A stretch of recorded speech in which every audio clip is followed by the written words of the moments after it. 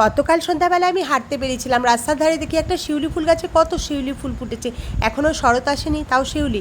আর একটা গন্ধরাজও নিয়ে এসেছি, ঘরটা পুরো গন্ধে মামা করছে। আর আজকে সকালে নিচ থেকে এই কচু গাছের মতো গাছগুলো ওপরে নিয়ে এলাম। এগুলো আমি সুগন্ধা থেকে নিয়ে এসেছিলাম, কি সুন্দর দেখতে না গাছগুলো। এগুলোকে আমি ওপরেই রাখবো। আর আজকে সকালে একটা বড় জলের বোতলকে আমি কেটে দুটুকরো করেছি, এটাকে আমি টব বানাবো। টব তো আর কিনতে হচ্ছে না, এগুলো দিয়েই চলবে। একটা বাতিল ছুরিকে গরম করে তারপরেই দেখো দুটুকরো করলাম। আমার অত শক্তি নেই যে ছুরি দিয়ে আমি এই বোতলটাকে এমনি কাটবো।